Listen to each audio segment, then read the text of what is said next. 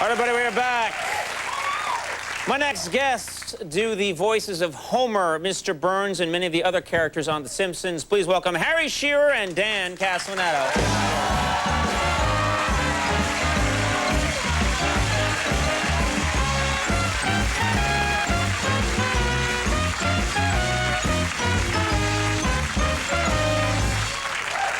Guys, thank you for being here. Very sorry that Tom Brokaw had to leave. He has to go to Baghdad. Yeah, he's got to go to Baghdad. He didn't have time to mention a couple other books that he's working on. Travel Destinations of the Greatest Generation. Yeah, right. And Weight Loss Secrets of the Greatest Generation. Lose weight the way the Greatest Generation did, which is basically eat K rations. Yeah. We don't need to have him anymore. We can just have you. Well, you know, if things go bad in Baghdad, I'm available. Yeah. But they won't. That's very eerie. Guys, it's been a while. I need a hit. Let's catch up. Yeah, let's start with you, Dan. Do you mind if we take a little stroll through all the different characters? Yes. Can you give us a little Homer, maybe? Yeah, all right, a little Homer.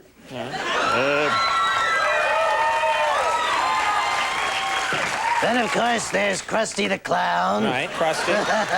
I love late night. You can say anything. The cacta. Grandpa Simpson, what are you people doing in my room? And, of course, there's Mayor Quimby, not to be confused with a certain politician from Massachusetts. Right. And, What about Groundskeeper Willie? Do it for Groundskeeper Willie. Yeah.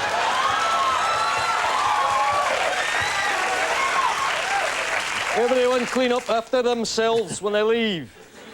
Now, Harry, of course, when I was there, our favorite character to write for probably was Mr. Burns. Mr. Burns, C. Montgomery Burns. Yeah. You all work for me now. Yeah. Smithers, I've got a rocket in my pocket. Yes, sir, I know, sir. But of course, I also do Principal Skinner. There'll be an assembly after school, and you all must attend. I do Dr. Julius Hibbert. Oh, yeah. Dr. Hibbert. And this just in, Conan, I do Kent Brockman. So in case there's a vacancy downstairs in the news department, I've covered my share of fires. Very nice. Now, I'm curious. If you don't mind, I thought maybe we'd try a little scene work here. You guys are so good playing off each other. What about Dr. Hibbert examines Homer? Dr. Hibbert? Yes, sir? I'm sorry, I ate all your tongue depressors. I thought they were popsicle sticks. That's all right, Homer. You just take your pants down now. Well, I already have. All right.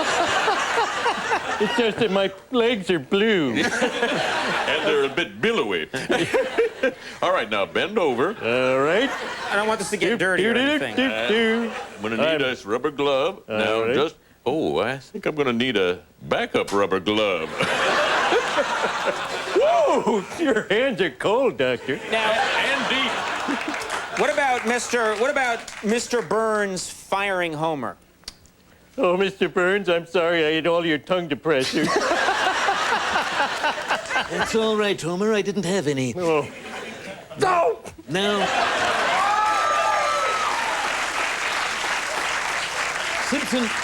Simpson, what is it exactly you do at the nuclear power plant? Well, I make sure everything's safe. I make sure people safen up and be safe. In a safe way. I don't think we need that anymore. The regulatory noose has been loosened around us, so I think we can dispense with your services. You can consider yourself downsized. What does that mean? He's so scared. I think it means you're dismissed, Homer. Oh, good. Woo! Can I go back to work now? Did you ever think there was a point on that show? This is actually all stuff Conan wrote that never made the show. Yeah, right. Thank you. I remembered one of the most fun things about working on that show was the amazing guest stars that would come on the show. Oh, yeah. Johnny Carson was a guest voice when I was on the show. That's right. Sometimes it was Harry, actually. Sometimes it was. That's Yeah, weird. it was very good, very good. Weird. But we actually did have the actual Johnny Carson. You had the actual Johnny Carson, and I hear that the Rolling Stones were on recently. That's right. We had Mick Jagger and Keith Richards and Elvis Costello, Tom Petty. What were the Stones like? Well, it was very interesting. There was a particular rock and roll hierarchy. It was like, first of all, like in terms of lateness, you would have Mick Jagger and Keith Richards come in about 45 minutes late. And then like Elvis Costello 30, Tom Petty maybe 25, Lenny Kravitz 23. Brian Setzer right on time. Right. Michael Bolton came early. And hung around. He wasn't even on the show. Yeah. Eating tongue depressors.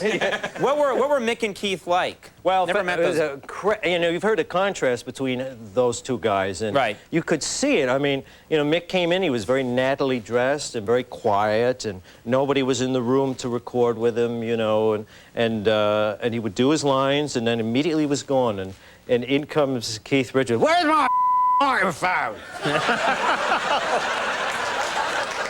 And he had a big tumbler of vodka and orange juice. Yeah, yeah. And he goes, oh, okay. And we're like, oh, are we going to have to put subtitles underneath, you know? But he was actually very, very good. And the thing of it was, he'd sign, oh, sure, I'll take a picture with you or whoever, I don't know. Is someone next to me right now? Oh, I'll take a picture. And he signed my wife's album cover, and it said, Old Band, Old Party, 2002. And she said, why'd you put down 2002? He says, I never thought I'd live to see 2002. Perpetually happy. Now, I missed Michael Jackson being on the show. Oh, I think I came in right after that. What was that experience? Because he's in the news. He popped by earlier on the show. What was it like having Michael Jackson? Well, he played a 300-pound white mental patient who thought he was Michael Jackson, which was a cute idea.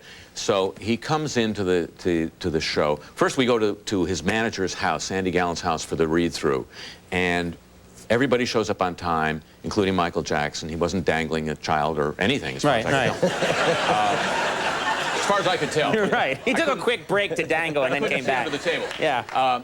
But he's sitting there looking at his script, silent. It's 7:30. Dan is late. No slam on Dan. Traffic was bad. Well, you know, rock and roll higher. Sure, yeah, right. He didn't want to be no Lenny Kravitz. Yeah. Right. So normally there'd be conversation, there'd be jokes. Silence. Michael sits there silent. We don't want to disturb, you know, we're afraid we might scare him or anything. So 25 minutes of the weirdest silence you've ever seen until Dan arrives. Then it's Monday, we're doing the show. Michael comes in, we're reading the script again, the final read-through. He reads his dialogue. There comes a point where this 300-pound mental patient starts to sing special lyrics to Ben. Right.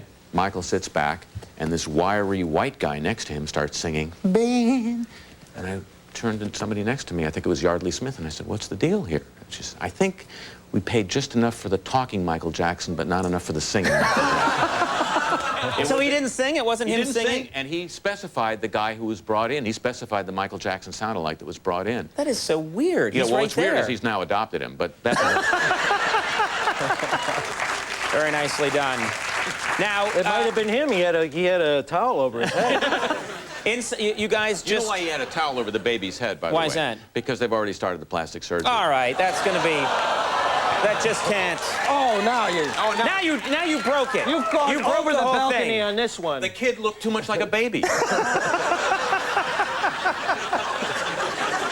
Oh, I miss you all. We miss you. Give all this up. Yeah, that's right. Teddy Bear's Picnic opens in Boston on Friday. Friday, my film, This yeah. is a movie that you've been here talking about, and that's opening on Friday. Yep. The CD I Am Not Homer is in stores right now. stores, yes. Good luck with that, Dan. Of course, Thank The you. Simpsons, as if I had to mention it, airs Sunday nights at 8 on Fox. And just keep going, guys. Thank you guys you. are doing an amazing job. Harry Shearer and Dan Castellaneta. You can't shake each other's hands. Steve-O and the Dukes are coming up. We'll take a break. We'll be right back. That was great.